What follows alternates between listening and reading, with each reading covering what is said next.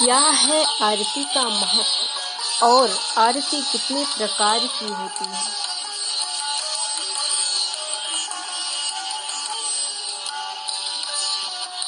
आरती का अर्थ है पूरी श्रद्धा के साथ परमात्मा की भक्ति में डूब जाना।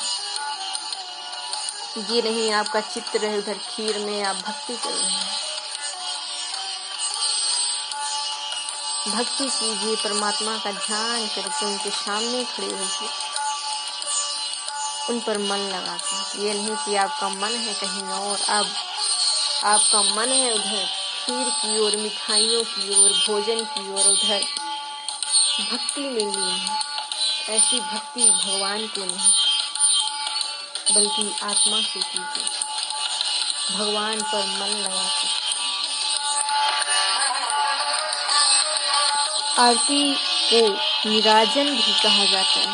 निराजन का अर्थ है विशेष रूप से प्रकाशित करना, यानी कि देव पूजन को प्राप्त होने वाली सकारात्मक शक्ति हमारे मन को प्रकाशित कर दे, व्यक्तित्व को उज्जवल कर दे और बिना मंत्र के किए गए पूजन में भी आरती का कर लेने से पूर्णता आ जाती है।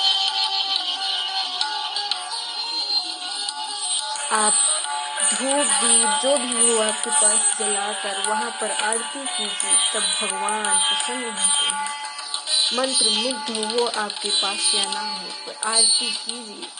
और इस तरह नहीं कि अपना मन आपका चित्त कहीं और हो और उधर दिया अगरबत्ती धूप कुछ भी खिलाए जा रहे, घुमाए जा रहे हैं। तो इस तरह भक्ति नहीं, भगवान की ओर ध्यान करके फिर भक्ति कीजिए। स्कंद पुराण में भगवान की आरती के संबंध में कहा गया है कि यदि कोई व्यक्ति मंत्र नहीं जानता हो और पूजा की विधि भी नहीं जानता हो, लेकिन भगवान की आरती की जा रही है और उस पूजन कार्य में श्रद्धा के साथ शामिल होकर आरती करें, तो भगवान उसकी पूजा को पूरी तरह स्वीकार कर लेते हैं।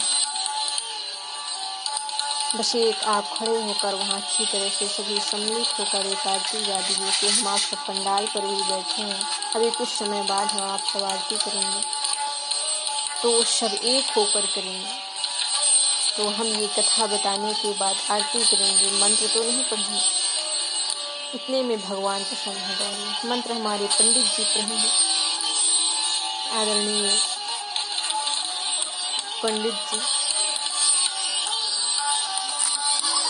आरती दीपक से क्यों रुई के साथ घी की बाती जलाई जाती है?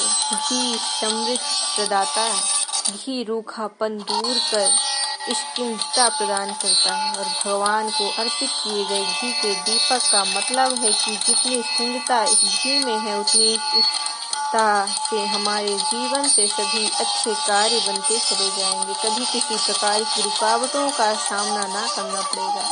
तो आप सच कहें तो घी का दीपक जलाइए, तो आपकी पूजा में, श्रद्धा में, भक्ति में आप पर शक्ति आएगी। घी का दीपक ही हम यहाँ से इस कथा पर बैठे हुए हैं, पर एक जो दीपक में 24 घंटे एक देश जलेगा, वो घी का दीपक जल रहा है।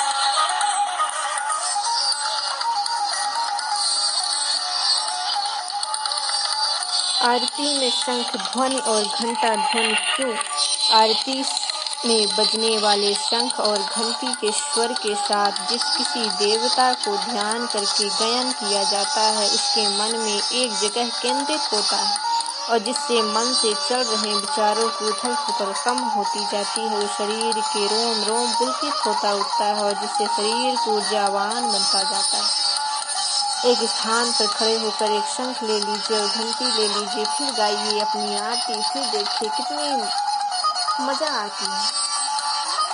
अब आप हम सभी बैठे हैं यहाँ, मेरे जो ये बजाने वाले भैया हैं, तो ये सब अपने ताल पर लगे हैं और आप सब तालियों का स्वागत करेंगे। घंटी कोई लिया हो वो बजाएगा, इसमें अच्छी और मजा आ जाती है। आपका शरीर जो है, जो आपके रोम है आपके शरीर में, वो खिल उठते हैं, प्रसन्नता आ जाती है। आरती कपूर से क्यों? कपूर की महक तेजी से वायुमंडल में फैलती है, ब्रह्मांड में मौजूद सकारात्मक शक्तियों, देवी शक्तियों को और आकर्षित करती है। आरती यह मध्य है जिसके द्वारा देवी शक्ति का पूजन स्थल तक पहुँचने के मार्ग मिल जाते हैं। अगर आप घी ना चाहिए, अगर आप कपूर रखे हैं, कपूर का दीपक जलाइए और फिर आरती कीजिए, महा आरती आपकी हो जाएगी। सभी देवी देवताओं की ओर आकर्षित होगी आप पर, आपको सभी देवी देवता दर्शन देंगे। और अगर आप कपूर की बाती दिया जला रहे हैं, भगवान आपको तुरंत दर्शन देंगे, तत्काल ही।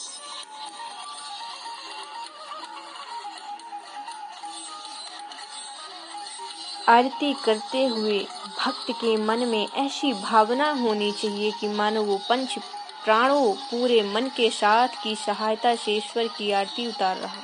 घी की ज्योति की आत्मा की ज्योति का प्रतीक मानना चाहिए। यदि भक्त अंतर मन से ईश्वर को पुकारता है तो वह पंचारती कहलाता है। घी का दीपक जलाइए।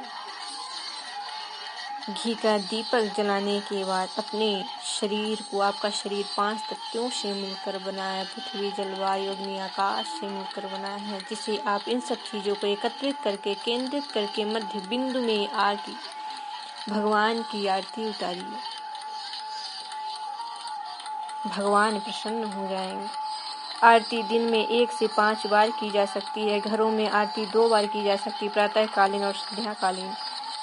प्रातःकालीन नहीं कर पा रहे हैं, थोड़ी बहुत कर पा रहे हैं, पर संध्याकालीन शाम का समय पर हमेशा आरती कीजिए। उसमें आपको शक्ति मिलती है, भक्ति मिलती है, शक्ति मिलती है, आप निडर हो जाते हैं। दीप भक्ति विज्ञान के अनुसार आरती से पहले भगवान को नमस्कार करते हुए 3 बार फूल अर्पित करना चाहिए। आरती करने से पहले भगवान को फूल चढ़ाइए, प्रणाम कीजिए, उसके बाद आरती दीपक जलाइए। उसके बाद एक दीपक में शुद्ध घी लेकर उसमें विषम संख्या में यानी कि 1, 3, 5 या 7 बत्तियां जलाकर आरती करनी चाहिए। सामान्य तौर पर 5 बत्तियों की आरती की जानी चाहिए, जिसे पंच प्रदीप भी कहते हैं। इसके बाद कपूर की आरती की जाती है। कपूर का धुआं वायुमंडल में जाकर मिलता है और यहाँ धुआं हमारे पूजन कार्य को ब्रह्मांड की शक्ति तक पहुँचाने का कार्य करता है। इसलिए आप 3 या 5 या 7 बार दिए बनाइए, बातियाँ बनाइए। दिए तो एक ही हो जाते, उसी में बातियाँ बना कर रख दीजिए, फिर जलाइए, फिर देखिए आपकी आरती में कितनी प्रसन्नता आ जाती है।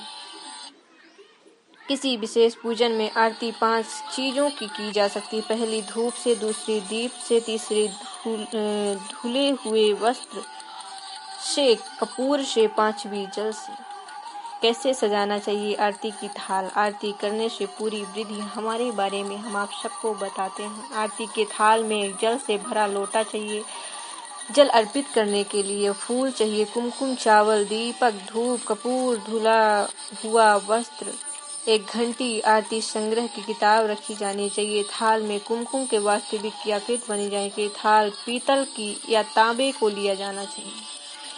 थाल पीतल की हो या तांबे की हो, उसमें जल अर्पित कीजिए, जल रखिए। हर चीज़ें जो भी भगवान की पूजा करने में लगती है सब एक जगह रख कर फिर आरती कीजिए, फिर पूजा पाठ कीजिए, तब आपका मन और अच्छे से लगेगा। आरती करने की विधि। भगवान के सामने आरती इस प्रकार से घुमाई जा चाहिए कि ओम जैसी आकृति बनी रहे।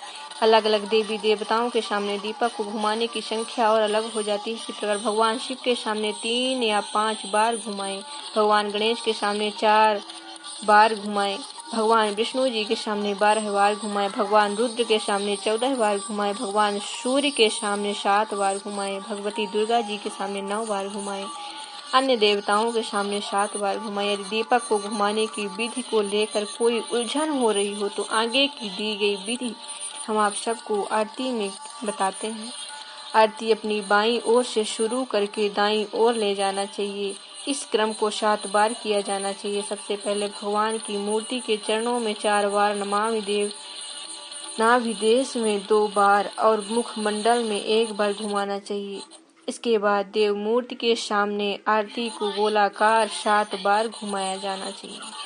पद्म पुराण में आरती के लिए कहा गया कि कुमकुम अगर कपूर, घी और चंदन के साथ या 5 बत्तियां बनाकर अथवा रुई और घी की बत्तियां बनाकर शंख, घंटा आदि बजाते हुए आरती करनी चाहिए। इसमें प्रसन्नता आती है। भगवान की आरती हो जाने के बाद थाल के चारों ओर जल घुमाया जाना चाहिए, जिससे आरती शांत की जा सकती है। भगवान की आरती संपन्न होने जाने के बाद भक्तों को आरती दी जानी चाहिए। आरती अपने दाईं ओर से दी जानी चाहिए। सभी भक्त आरती लेते और आरती लेते समय भक्त अपने दोनों हाथ को नीचे से उठाकर जोड़ते और आरती पर हाथ घुमाते हुए अपने माथे पर लगाएं, जिससे पीछे मान्यता है कि ईश्वरीय शक्ति उस ज्योति में समाई रहती है। जिस शक्ति का भाग भक्त माथे पर लेते हैं और एक और मान्यता की ओर अनुसार इससे ईश्वर की नजर उतारी जाती है, जिसका असली कारण भगवान के प्रति अपने प्रेम व भक्ति को जताना होता है। पूजा के बाद क्यों जरूरी है आरती? जब आरती आप भगवान से उतारते हैं तो पूजा जब खत्म हो जाती है, आरती आपकी खत्म हो जाती है, भगवान यानी समस्त जो वहाँ भक्तजन बैठे रहते हैं उन्हें आरती क्यों देनी चाहिए? घर हो या मंदिर, भगवान की पूजा के बाद घड़ी, घंटा तथा शंख ध्वनि के साथ आरती की जाती है। बिना आरती के कोई पूजा अपूर्ण मानी जाती है। इसलिए पूजा शुरू करने से पहले लोग आरती की थाल सजाकर बैठते हैं। पूजा में आरती का इतना महत्व क्यों है?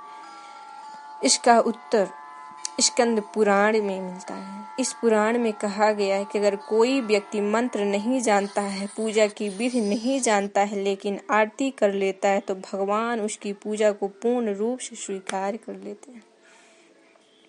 आरती को धार्मिक महत्व देने के साथ साथ यह आपको करना परम आवश्यक है। इसलिए कोई मंत्र पढ़िए या ना पढ़िए, परंतु आरती हमेशा कीजिए। छोटी सी आरती हो, बड़ी सी आरती हो, जितनी भी एक आरती आप गा देंगे सभी देवी देवता प्रसन्न हो जाएंगे। जय जय श्री राधे श्याम।